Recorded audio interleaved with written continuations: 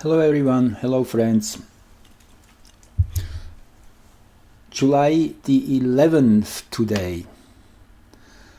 Does it feel like we're just short before shooting down a waterfall in those final rapids? It's an explosive and intense time. Indeed, and it's all good. It's really, we are pushed into one small corner in a way. However, more accurately said, it is the craziness which is pushed in all one corner and getting ever more concentrated and compressed and to a place where it explodes very easily. There's lots of release and breakthroughs and transformation happening naturally as a consequence of that.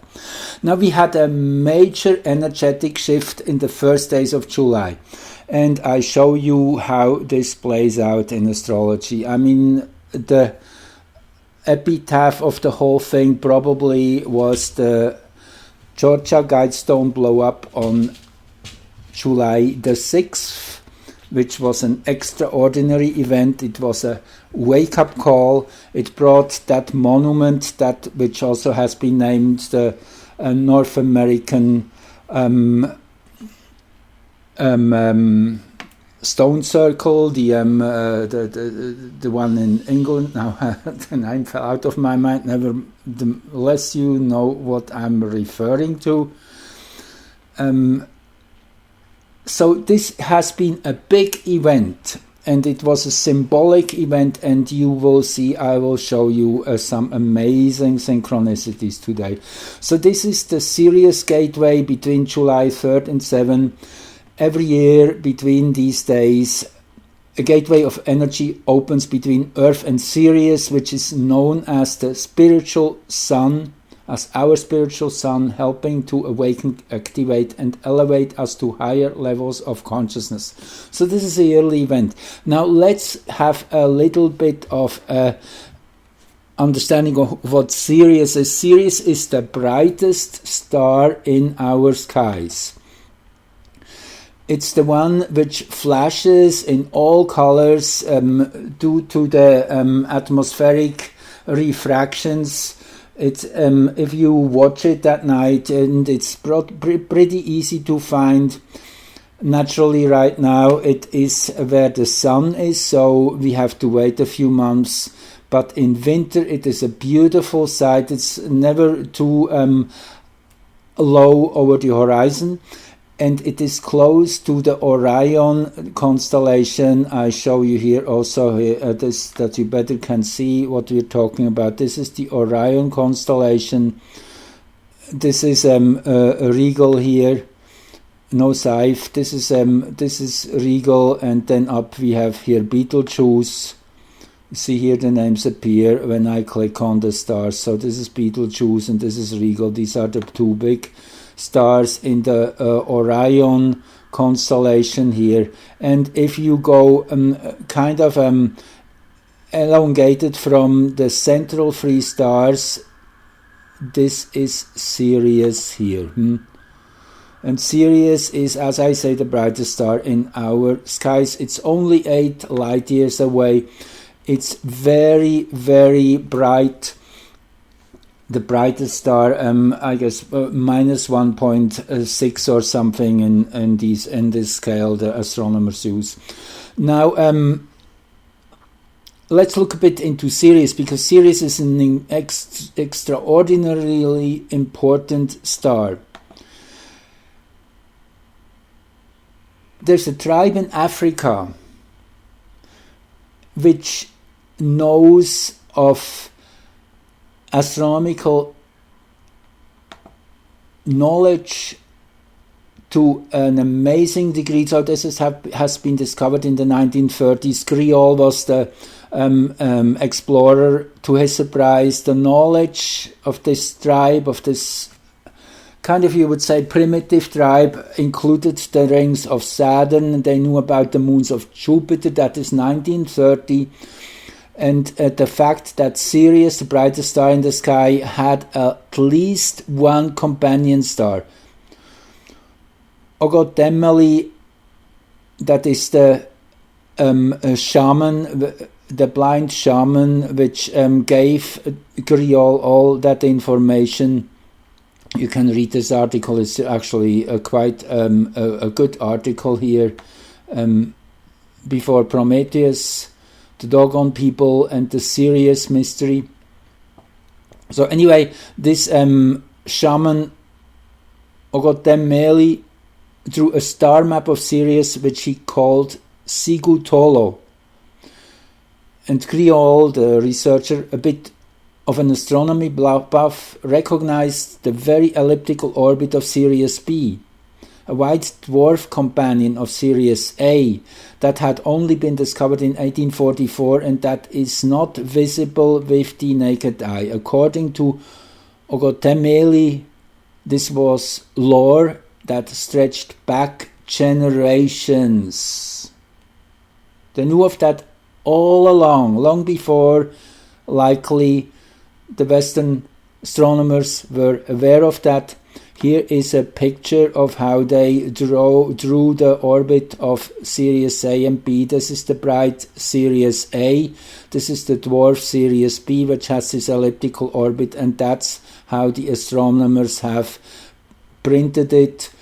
It's amazing, this synchronicity. Also, the Dogon tribe celebrates a 50-year cycle connected to Sirius, and that is the cycle it takes for Sirius B, which is a white dwarf, a brown dwarf I should say, circling the big star Sirius, which is about 25 times brighter than our sun and much hotter, and as I say, only 8 light years away. That's just one of the very closest stars. The very closest is Proxima Centauri, which is roughly 4 light years away, which is less bright. So, okay, now it gets ever more interesting, the resonance with Earth. Now, the white dwarf has about the size of Earth, or the brown dwarf, whatever it is, Sirius B. The size of Earth and the mass of our sun. Let that sink in for a minute. So there's lots of resonance with planet Earth. That's probably why the Nomos people, and they are referred to as partly aquatic beings. There's this a really good article here which goes deeper into this. Let me see it. Is this one? Yes, I could put a link below, which shows that connection. In that sense, these are scientists, Elizabeth Shaw and Charlie Holloway. They believe that life on Earth began in the stars, which I think is a very, very reasonable assumption. And there's many, I would say, hints and things which have been found which definitely are pointing in that direction. And I guess you can also almost say, yes, for certain, it is that way. It must be that way. So anyway, the Dogon people are related to these intelligent beings from Sirius. So Sirius has a very, very strong connection with Earth. That's why every year around July the 6th, when Sirius and the Sun are lining up, this is a powerful, powerful moment, and that is the chart here. And I did draw this chart actually on the 3rd of July, a few days prior to all the shifts happening, and that's what I wrote here on my Facebook page. I said, here we go, So the 0 degree cardinal cross, which you see here, this is the Greenwich chart. We have the 0 degree cardinal cross here, that is with 0 degree Cancer here in midheaven, 0 degree Libra at the ascendant. This is a monumental recalibration, I guess is the best word to say. The cardinal signs, this is the initiation of a new start. This is a total energetic remake which we are getting into now and already have our feet wet. So that's what I wrote here. Let me just go back here. So the cardinal cross most certainly stands out. This is a recalibration of reality, the 4 main suspension touchdown points. And I'm really amazed by what Jacqueline Hobbs, she calls it quadrality, which we are getting into, which is the connection into 4 directions, not just in thinking in polarity, but thinking in the anchoring on 4 different angles, which is totally in line with the medicine wheel and all of our wisdom teaching traditions. The zodiac is a prime example of the quadrality, the Earth's symbol with the cross within the circle. So these 4 main suspension touchdown points with the greater cosmos, these are anchoring cosmic realities and hint at the new beginning. 0 Libra rising, particularly Libra, this is about closing shoulders, coming together, bridging differences and forcing a redefinition of society. We are redesigning everything from scratch. That is what's happening in the background, and we are building an alternative society. That's pretty much what's happening. And we are just ejecting all the low frequency energy from this planet. We are squeezing it out. We are pushing into that small corner where it gets to boil ever hotter and more intense, but it's very contained in a small area. So we already literally can do whatever feels right. There will be no repercussions anymore. These are all just silhouettes. Just know that they might bark loudly, they might try everything, but if you are standing strong, you are the one who is in charge now. We are the government. These guys will not be able to pull any one thing on us really anymore if we do not allow it. So we have to be certainly very careful. But this is the place we are at in a evolutionary bigger picture. So we are coming together as people. And it just happened to me, a friend, I walked the dog today and he said, well, you're wearing orange. This is the color of the Netherlands. And yes, I accidentally wear orange today, and I support naturally of the farmers and the firefighters in Holland. If you haven't heard this, that's the big story right now. It's pretty much the same thing the truckers did in February here in Canada, which brought enormous breakthrough. I mean, we have come such long ways. We have fought down these mandates. We are now allowed to travel again freely, pretty much anywhere. People are waking up to a reality which is just leaving everybody drop their jaws. I mean, that's really happening now.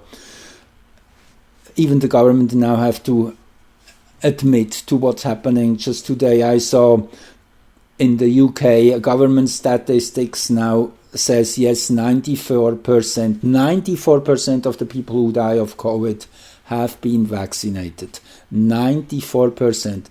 So naturally, let's just call it COVID, but I mean, it just shows that everybody's eyes now should pop open. This is the big awakening we have been talking about, and this has been allowed to get to such an extreme point, to become the fuel, to be that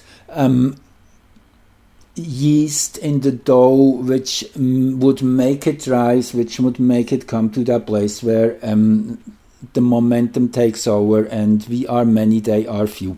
So this is all really powerfully visible in this chart. And let me just read first. Okay, let me just show you first, and you see what I mean, what I'm getting into. Okay, this is here. Okay, see the moon. When Sun and Sirius were exactly aligned, when this recharge of new consciousness came in, the moon was exactly aligned Maki-Maki. Maki-Maki is a extremely brave and courageous energy of taking on a challenge. This is a god of creation which originates in the Easter Island Napa Hui tradition.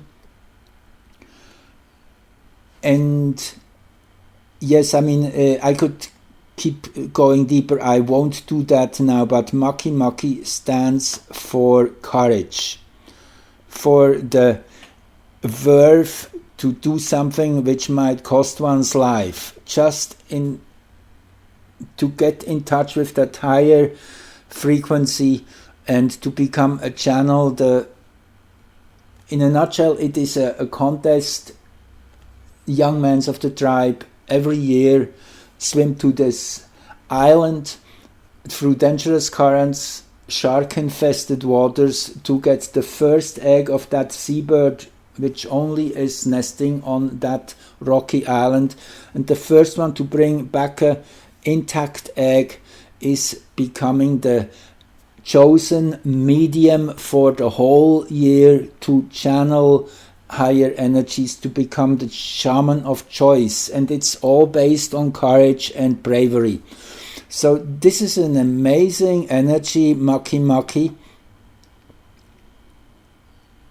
Here at 651 you see extremely close to the moon, and then in opposition to Jupiter and Salacia. Jupiter is expansive, adds even more fuel to the fire. Salacia is the enjoyment of what we are doing. This is beautiful. This just shows that yes, we are really thriving now. The more we are winning, the more we get animated and trusting and courageous and go even a few steps further into unknown territory. So this is powerful. And then we have this T-square to Pholus and Quaoar, which had their first of over 60 conjunctions over the next 70 years. A very powerful combination of energies. T-squared here by the moon, and Maki-Maki and Jupiter and Salacia. So Pholus is the seer on one side. On the other, it is the shaman's energy. It is a planet, actually a centaur planet, which always comes into the line of fire, you could call, when we are finally ready to do the jump. And Quaoar, the other interesting one here, is also a creation energy, but the thing with Quaoar is it's always difficult at start. It's like breaking through a glass wall and going through the shards and being ready to take a few cuts and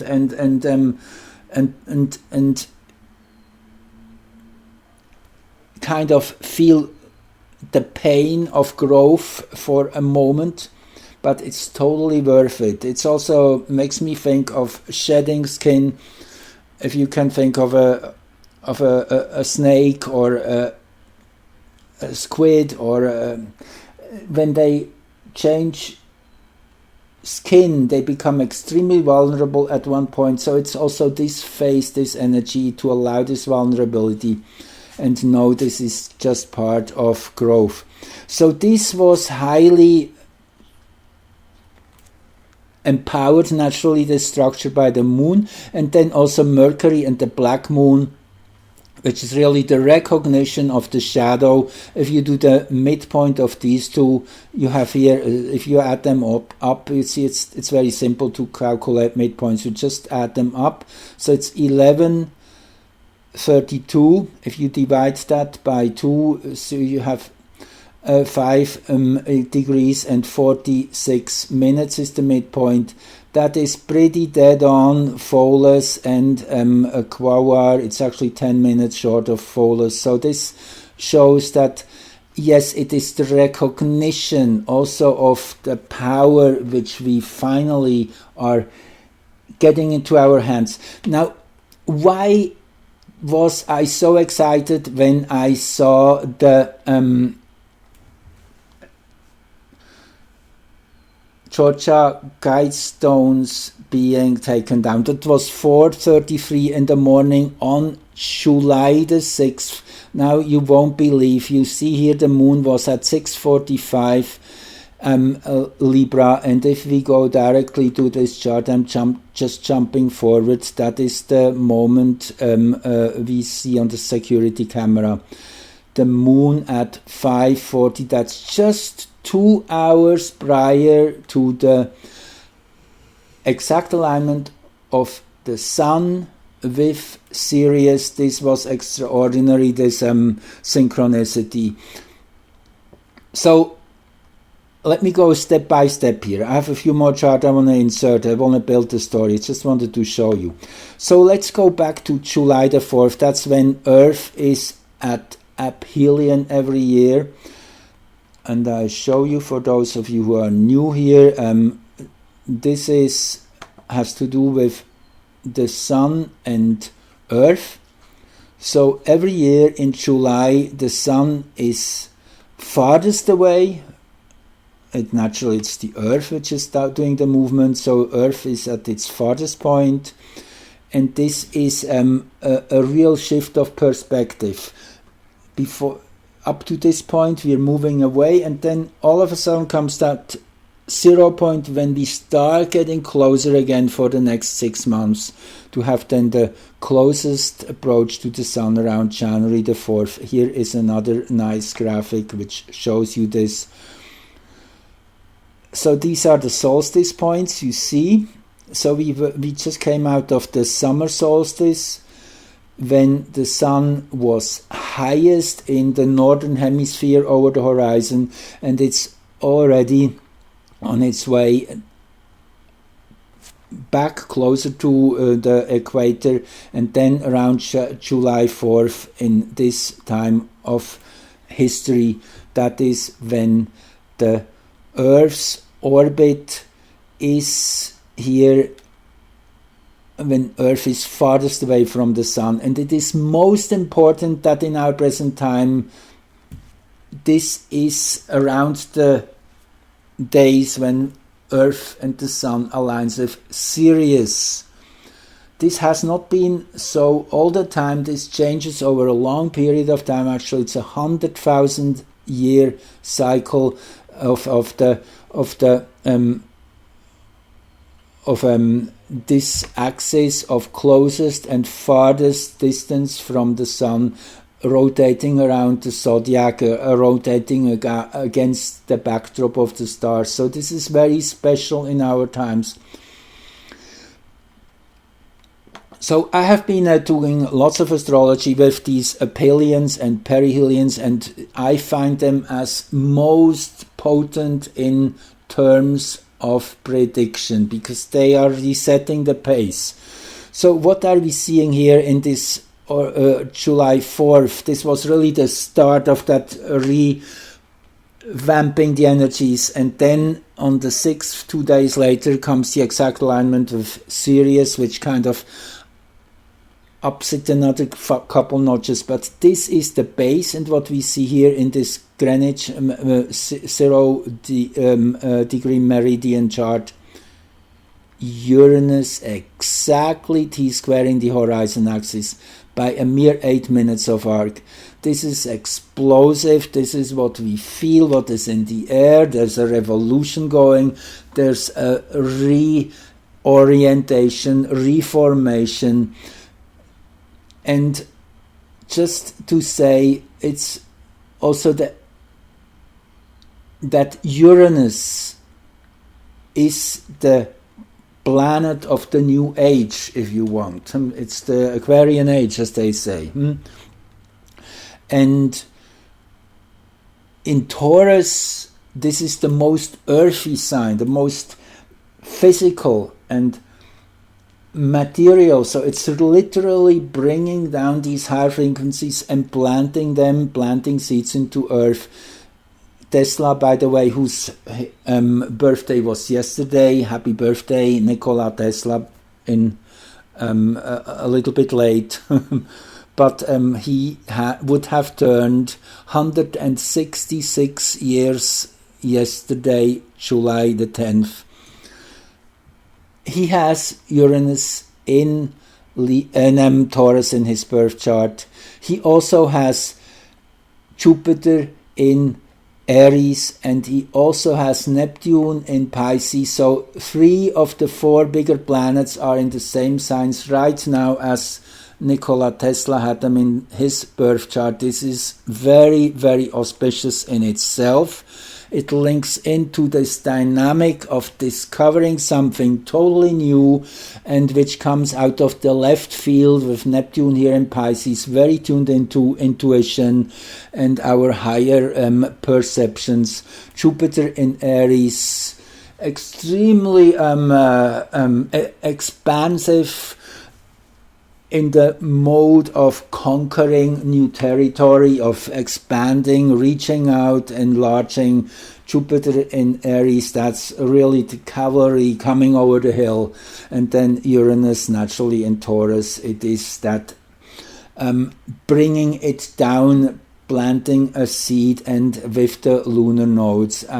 This is just getting into the real culmination here. I said it's 3 weeks away from the lunar node exactly aligning up with Uranus, and at that time also Mars will have pulled up to this point in the zodiac. So there will be a triple conjunction on the last 2 days of July. This is kind of the culmination of where we are heading towards. So anyway, let me get back on track here. So this was the starting point, and Mars high up here, naturally this in the last degree of its own sign, Aries. So really at the culmination point in this sense, the planet of highest degree, just aside from Pallas and Sedna here. Yes, these were the ones which have a little bit more advance in the zodiacal degrees towards the end of the sign, 29, 35, and 36. Actually, a very exact conjunction, which in itself shows that we are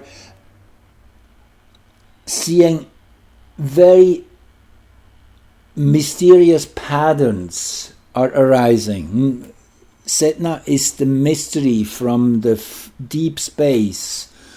All the historic treasures. Sedna has an 11,000 year orbit, for those of you who are new. And Pallas is wisdom, seeing patterns, also justice and truth, science, art. All these are related to Pallas. So this in itself showed that we are getting very deep information right now. The sun is coming out of this embracing the shadow theme, which we had a few days ago. If you go back to my last recording, that was around the time when everybody in their own way had to embrace all the very dark and difficult emotions like rage and shame and guilt and you name it. We since have come quite far in understanding these emotions and integrating them, seeing them for what they are. They are valid food in that sense for our transformational process if we truly work with them, recognize them, give them, honor them. They have their place. And the more we can do that, the more we are transmuting and transforming and reaching higher levels of consciousness. So it is interesting that there was another event just in the very close neighborhood of Earth's aphelion, and that is this page here. That was when Eris, I guess for the first time, crossed the 25-degree Aries mark. That is here, 2500 Aries. So that is tapping into the Aquarian dwad of the sign Aries. Again, for those of you who are new to this kind of fractal principle of each sign, we can divide each sign into 12 equal parts. So the first 2.5 are double its own, which means Aries for the first 2.5 degrees. And then if you go through all the 2.5 degree segments from 20 to 22.5, that would be Sagittarius. And then from 22.5 to 25, that was the dwad of Capricorn, where we are coming out of, and we're going in and out for the next few years. This is just the first time now Aries has crossed the 25-degree mark, so it activated the Aquarian energy here also on that level. Aries is, in a nutshell, the fight for truth.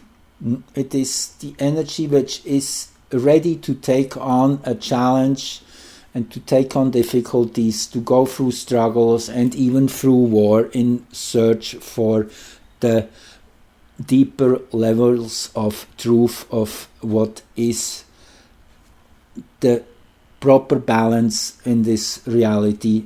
For those of you who do not know the character Eris, she's a goddess in Greek mythology. She was the one who threw the golden apple of discord in the middle of the table round of the gods up on the Olymp mountain, causing the Trojan Wars, which were settling those looming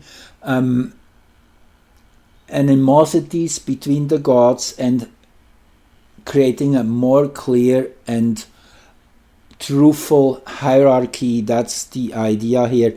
And if things would not be extreme already, look at what we see here. That is the moment when Aries is exactly at the 25-degree mark, crosses it for the first time. Uranus at the 4th house cusp. Naturally, how much better can it get with Sun and the Black Moon here at the 7th house cusp? Yes, and we cannot avoid it anymore. It's just coming right at us. The best kind of defense is offense in that sense, as it says, and I guess that's what we are meant to do when something comes at us. Just brace it before it even reaches you. That's the way to go. We are very powerful. Also, it's the first it's the 10th to the 12.5 degree here of Capricorn rising. That is the Taurus dwad. Taurus, again, linking to the physicalness and embodiment of this energy in Capricorn. Naturally, that's already very realistic and substantial in its own way. So anyway, there's a whole bunch of energetic shifts which happened right around that time. Now, this is the same Sun-Sirius conjunction for Washington. Just wanted to throw this in. It's kind of on a side note right now. I just want to show you how the American charts fits into this and how this resonates with the American nations chart. So the 14 degrees Libra here at the root of this chart for Washington, that is where the American Saturn is. See, 1448, that is interesting. It shows that naturally the United States, I mean, everybody knows it. This is where the first big move will be made in terms of recalibrating this reality, bringing it back into shape, you could say, as it has been pulled out of its true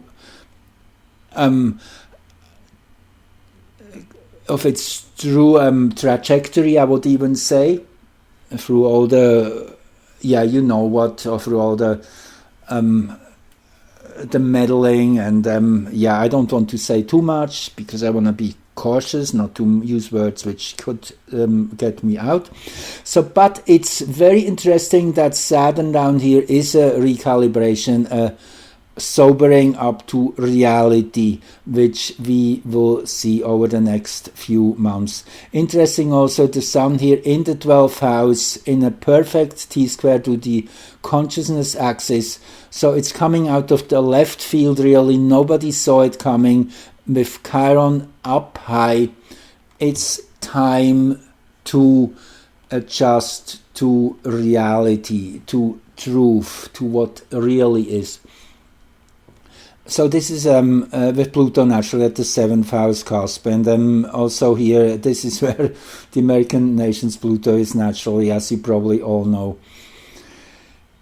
Interesting on that side note, today actually, the 11th of July is the second exact return of Pluto to the natal place it has in the American chart. So today is a very powerful reset point as such. So this is then the overlay of the inside. We have the American chart. Outside we have the Sun-Sirius gateway as it was perceived in the American nation's capital.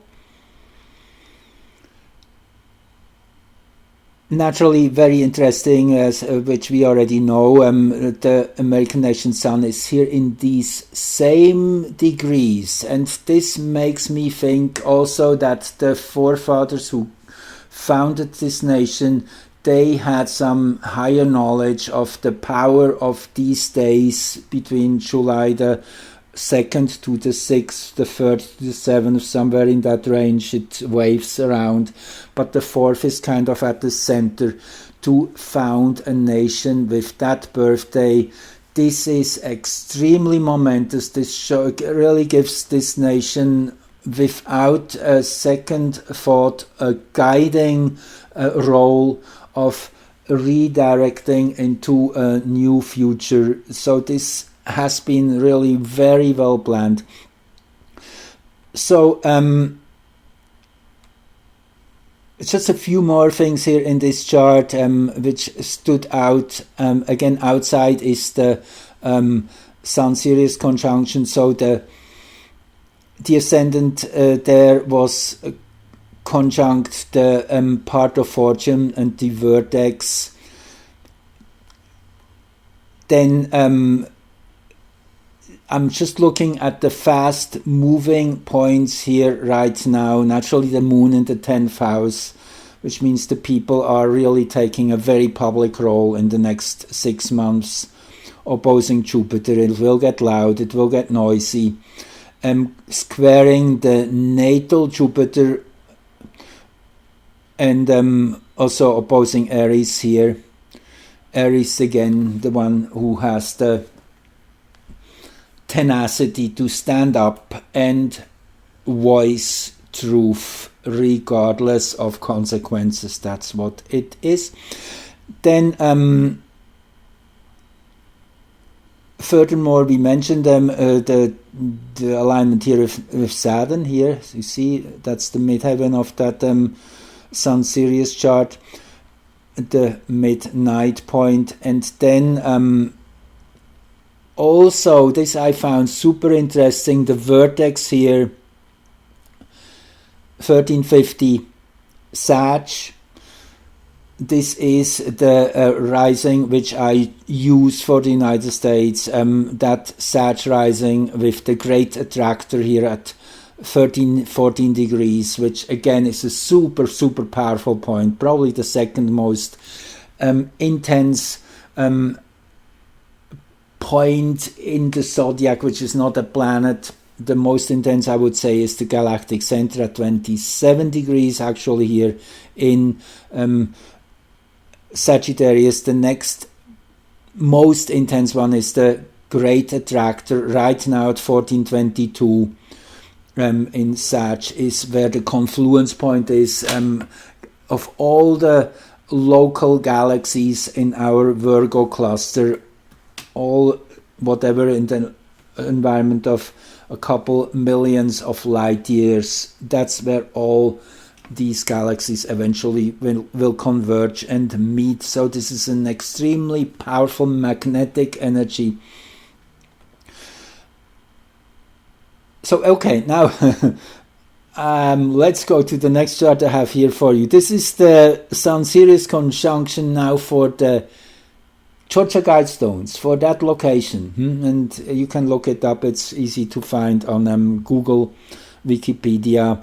You get all the details, the exact longitude, latitude, and that is the time naturally, which I found out of.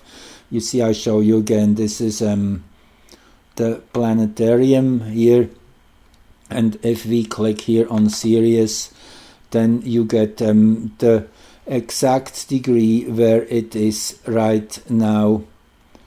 Actually, no, here it only gives you to the minute, but I used actually Rayal to give Juan Revilla credit. It's a great free program, Rayal for Windows. You can Google it. That allows to get the exact, down to the second of arc, the placement of all the fixed stars, all the 300 most brightest stars. Anyway, just this on a side note. And let's get back into it. So the Sun-Sirius conjunction for the Georgia Guidestones. Again, this is 2 hours after it happened.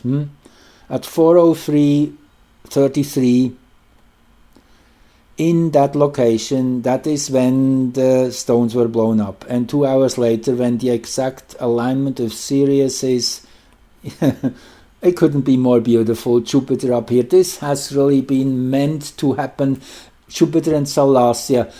I mean, you can say what you want. Some people think it was them doing it to provoke whatever, to blame us as terrorists or so. It's possible. I'm not discounting that, but even if that is the case, they totally played into our hands with that. The moon here at the 4th house cusp. I mean, it can't be more beautiful with Maki Maki. It really is the empowering event we have seen. Deeply symbolic. Then we have the Pholus Quaoar conjunction here in T-square, as I mentioned earlier. And then we have the equatorial ascendant of that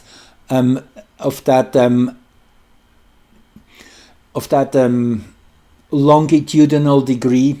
So in that longitude where the Georgia Guidestones are at 8253 west, if you go to the equator on that longitudinal degree, then you get to 6 degrees 49 Cancer. How amazing is that? Huh? I mean, down to minutes of the arc, a perfect T-square.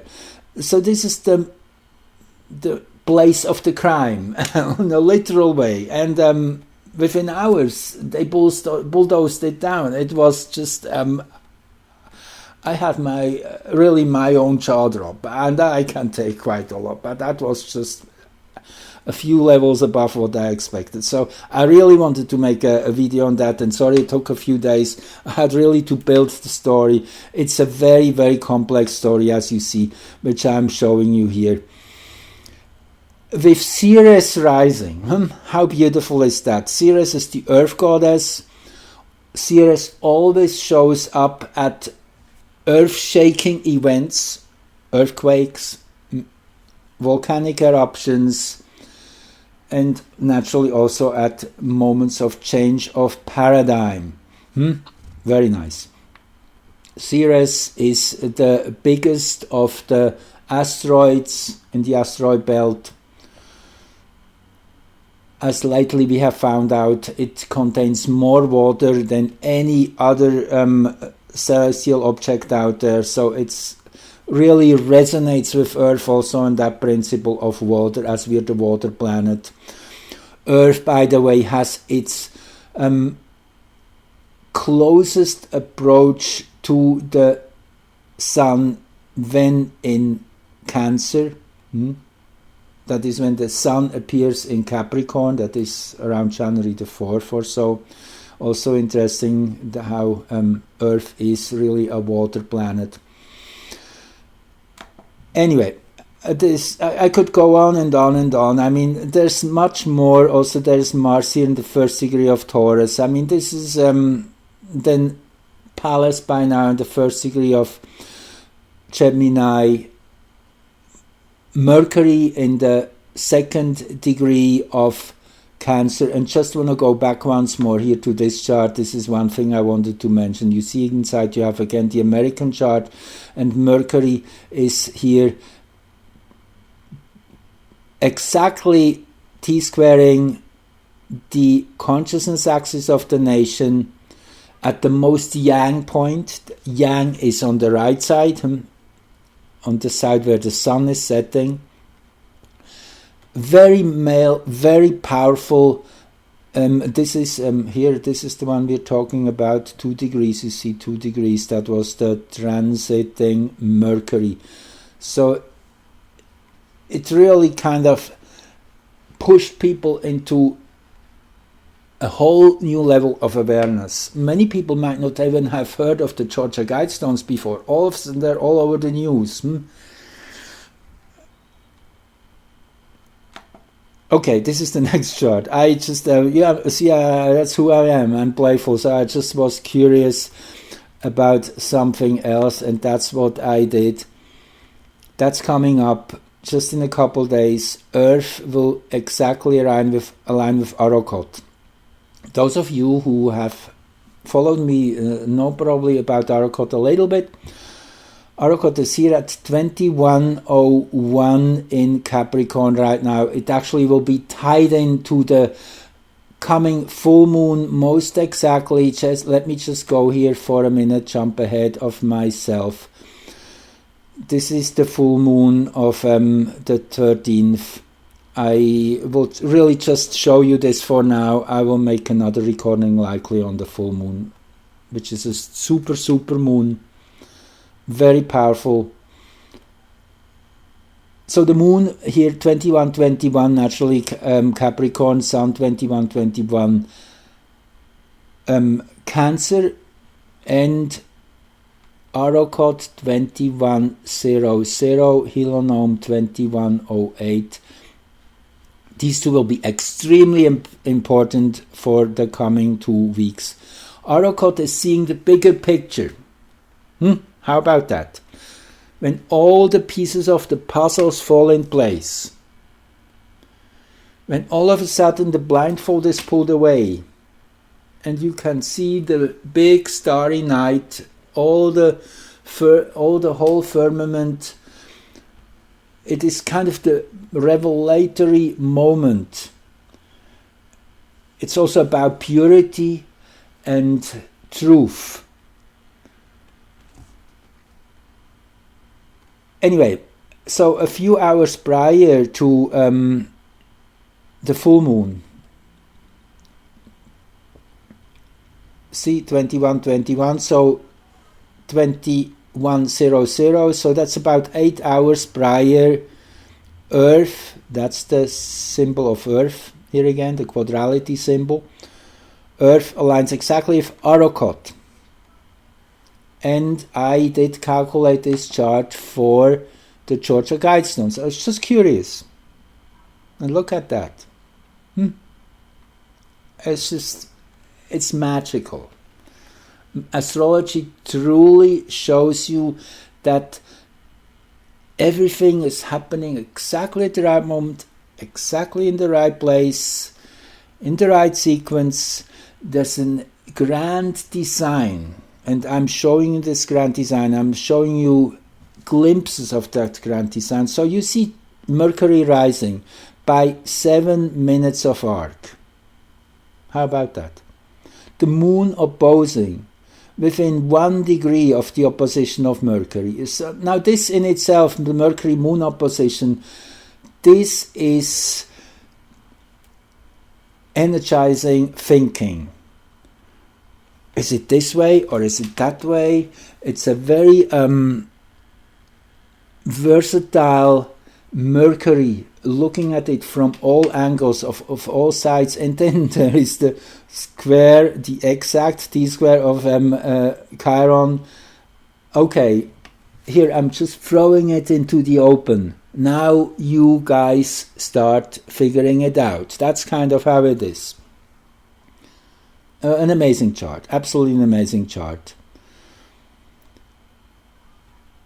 Actually, I forgot to mention something here. I just have to roll back here quickly. This was the Sun-Sirius conjunction on the 6th of July, just 2 hours after the destruction, the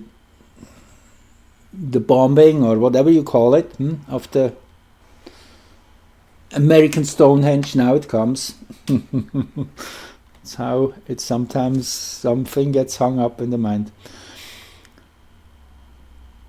So what really prompted me to go to the other chart I just showed you was this one, the ascendant at 2126 Cancer. So here we are at 14 on the 6th, and what is happening when the Sun will reach 2121? You remember what I just showed you? This is the degree of the Sun's position at full moon.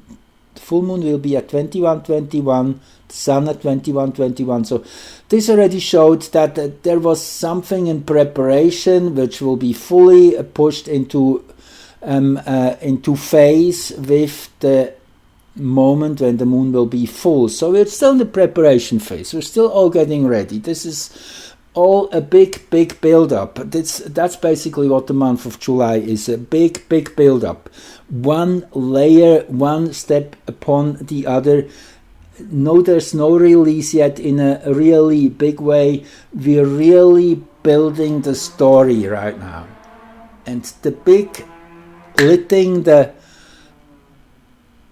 fuse, that's when we have the Mars-Uranus North Node conjunction on the last 2 days of the month. And you know, when you lit the fuse, it just starts sparking, and you move into a safe distance, and you hide behind a big rock, and then you wait for the boom, or the boom, whatever you call it, the big explosion of everything, taking down all the falsity, all the deception. Now, don't expect everything to happen all at once. It will still be in a sequence which can be digested. That's how it's built. It's organic. It's made so we can take it, so we can survive it, so we can handle it, deal with it. So it might be overwhelming for many, because these are the ones who have been totally oblivious of what happens. So the more advanced you are in the waking up process, the less you will be really impacted by it. But still, I mean, we all will be shocked and surprised at some points, same as I was with this event on the 6th, with this Georgia Guidestone implosion. All of a sudden, yes, it was just really epic, the whole thing. So okay, let's get them. I'm not finished yet. Just keep going. I hope you have a long breath. Otherwise, just pause it and continue tomorrow or so. I know it's a lot. It's just who I am. If I give a lecture, then when I'm on fire, I can't stop. I want to tell you the whole story. So anyway, now let's go here to this chart. That is the actual event chart. No, okay, I have it lined up the wrong way. This is the one I wanted to start with. The event chart, 4:03:33. That's when it happened. That's how the ascendant and the midheaven was in that exact moment. I sure like Vesta here, exactly, midheaven. Vesta is the asteroid goddess of worship, of serving a higher purpose, particularly in Pisces. It is the holy fire. So I still think it was a positive agent who started this thing, who blew this thing up. And if not, then, as I say, then whatever, it works totally in our favor. With AW here and 197, AW 197, the longest standing unnamed Kuiper Belt object discovered in 2002 and a substantial 800 to 1,000 kilometers of diameter. Hence, as it is obvious, it's the one which stands for stealth, for wanting to hide, not showing its full face, working from the background. It's the art of war with Sirius, which is that strength of the bear. So we have really kept ourselves, hold ourselves back in a very healthy way, waiting for the right moment, building our inner structure, our inner power. It's really like the young growth of trees in old growth forest. These young trees, these young sprouts, they first build their strength to a certain degree before they start really competing with the big old growth, which has to be cut down. That's the next level, really, which we are getting to, and then this new growth will take over and become the real thing. So we're just in that transition phase, and this again is kind of that holding back, waiting for the right moment, and I guess that moment is just now getting more and more served to us. We don't even have to go for it. It's coming our way. We just have to pick up that momentum and redirect it and reformat it. We are the ones who are in charge. We are the new government, as Jacqueline Hobbs, Oracle Girl, is keeping on reminding us. For those of you who haven't checked her out, she's just amazing. She's right on the money. Anyway. So anyway, yes, anyway, this was the event chart. Now go back to this chart. I found that really, really amazing. Again, speaks for that American nation's chart, the moment of signing the Declaration of Independence on the 4th of July, 1776, corrected, rectified by nonetheless then Dane Rudyard, which in my opinion is the greatest astrologer of the 20th century. He was really the one who revived the art of astrology and expanded it, redefined everything. He's an amazing contributor. He was the one using this chart for the American nation, and it is really proving itself to hold wherever we step. So this is it again, this is the chart I'm basing it on, and this is the solar return which you're seeing here. Just amazing, it's just unbelievable. 2419, and this is the chart of the Georgia Guidestone blown up, 2451.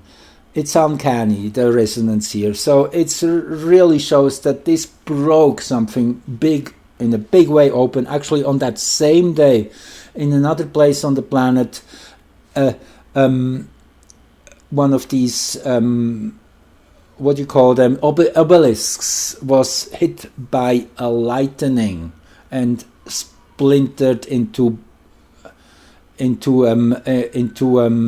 pieces. And there was some news today, I haven't really followed up, that the obelisk in the Vatican might have been blown up today. So things are just moving fast now. We are in extremely fast territory. One day in our present time can be what years were in earlier parts of our lives. Actually, I keep saying, already, I'm now 67. I had many, many lifetimes in this one lifetime. I went through so many stages, so many different phases. And I guess we all have experienced this, and this is ever accelerating. So,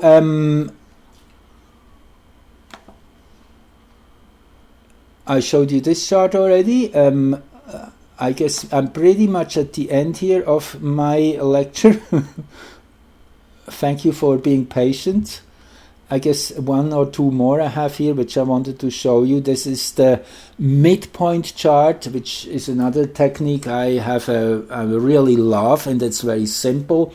It's just a time-space midpoint between the birth chart, which would be, in this case, July the 4th, 1776, and the event chart, which would be the moment on July the 6th. So the midpoint of those two in space-time is July the 6th, 1899, as the United States of America has turned 246 years old. Just a few days ago, this would be 123 years. That would be the midpoint.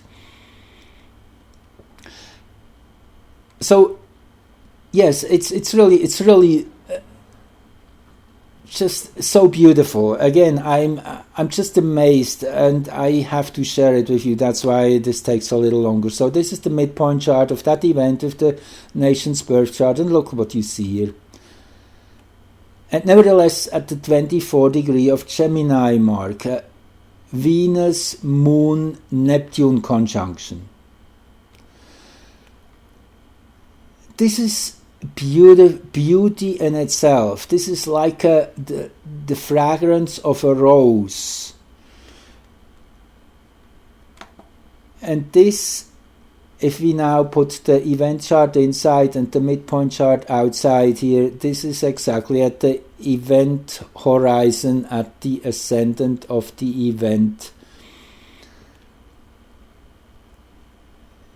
Yes, I was just speechless. I often am, and that's why I love astrology so much, and that's why I like to dive deeper into these fractals. And yes, as you know me, I'm really a researcher. I love doing what I do, and I definitely look forward having more times doing this. Maybe at some point I will put out my Patreon account. Actually, I have one. I've really put it out yet, but maybe I will.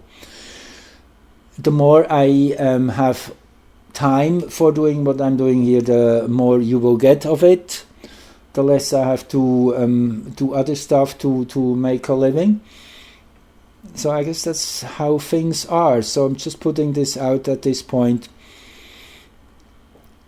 I really am thrilled to show you all these beautiful synchronicities as I'm experiencing them every day. I keep telling you, I keep seeing license plates. Whenever I go, regardless, the car before me has 4 1s or 5 9s or 3 5s in their license plates, or double letters. Here in Canada we have license plates of letters and numbers, so it's pretty uncanny how also I am being gifted by the universe with all these amazing synchronicities telling me, yes, you're doing the right thing, you're exactly on track.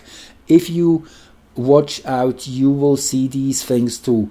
This is part of the energy field we are holding now collectively, that we are manifesting these amazing synchronicities pretty much on every step we take. So this is it for this lecture, and thank you for joining, listening, and if you like what I do, then keep sharing it. Thank you so much, and have a wonderful day.